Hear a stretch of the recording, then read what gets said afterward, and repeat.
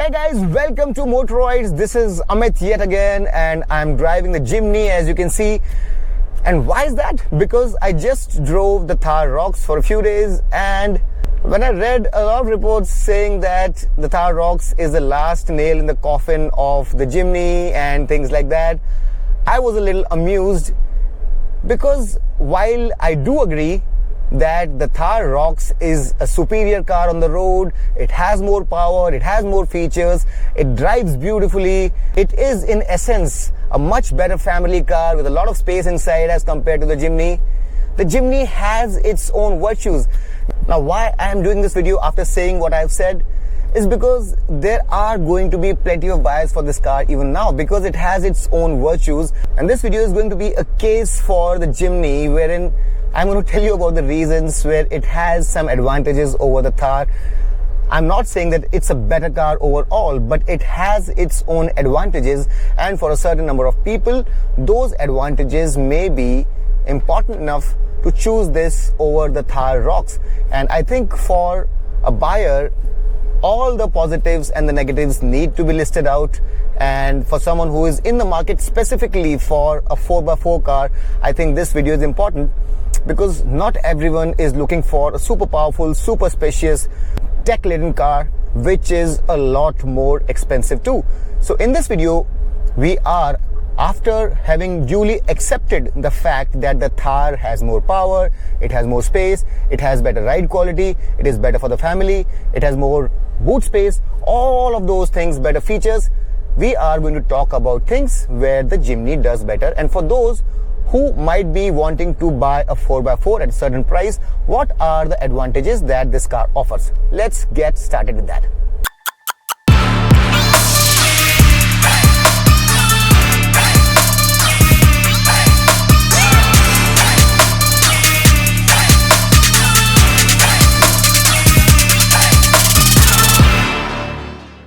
Now, the first reason why you would consider the Jimny over the Thar is, of course, the biggest reason why people choose a car from a specific segment over cars from some other segment, and that's the price. The price itself is an enormous difference between these two models. And while the price of the Jimny, which by the way is not available in a 4x2 variant, ranges from 12.74 to 14.95 lakh ex-showroom, the price of the Thar ROXX ranges from 13 to 20.5 lakh rupees. And I have not even mentioned the fact that these variants don't have a 4x4. So when you consider the price that will be additional for the 4x4 version, I can see a difference of anywhere from 5 to 9 lakh rupees on the road between different variants of the Jimny and a corresponding 4x4 version of the Thar, and that's a lot of money to spare for a typical middle class Indian household. So price by itself for someone who wants a 4x4 machine is itself a big reason for you to consider the Jimny even now, because it is a usable car by the family. It can be the only car in your family if you are a small family.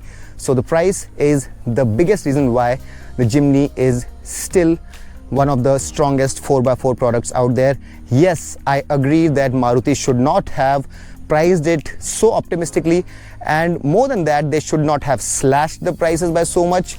And then if they did it, they should have compensated the customers who paid the higher price. But having said all of that, at the current levels, this car is available at a very good price, and that by itself should be a reason why a lot of people will consider it. Number two, just look at the dimensions.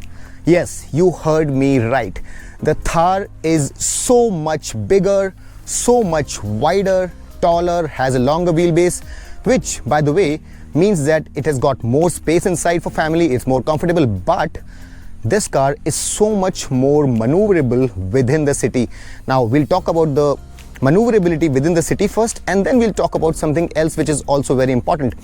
So in terms of its length, it's quite short, it's narrow, and it's very easy to park in short spaces, which means that if you are going to be using this car essentially as your everyday car, you can use it within the city without any problem, park it in tight parking spaces and maneuver it very easily.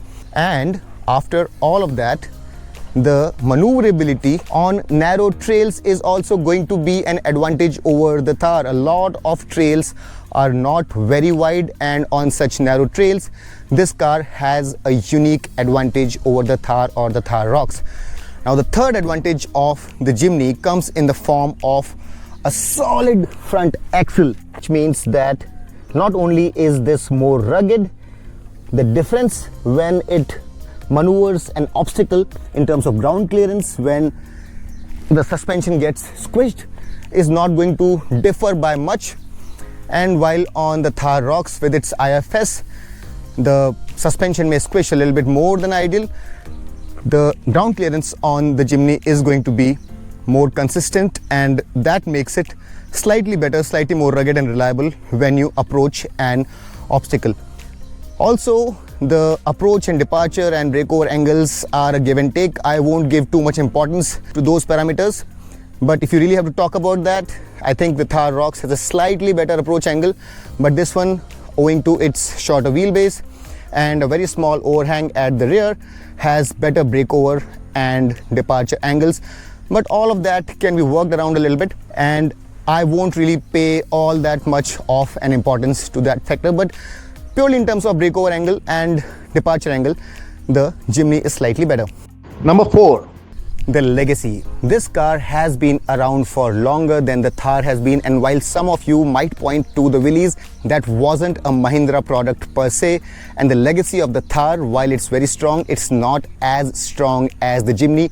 And along with its very strong SUV off-roading legacy, its classical timeless shape which has stood the test of time, the boxy styling, the cutesy look, and its really compact dimensions have tugged at the heartstrings of a lot of customers, and that's the reason why a lot of people are going to buy this, although they are not going to be using it for off-road purposes. It stands out on the road, and that's also one of the reasons, along with its legacy and its international reputation, that a lot of people go with the Jimny brand. Oh, and before I start talking about any more advantages, these washers, I simply love them, and if you're driving alone, I think this is such a bliss, and making sure that your lenses are clean while you're driving in muck is such a great convenience. Now before I get inside, I need to mention to you some of the clear advantages that the Thar has in terms of its off-roading capabilities. It does come with bigger wheels, and it can be upsized also because it has a bigger engine, more powerful, more torquey, so you can upsize the wheels very easily.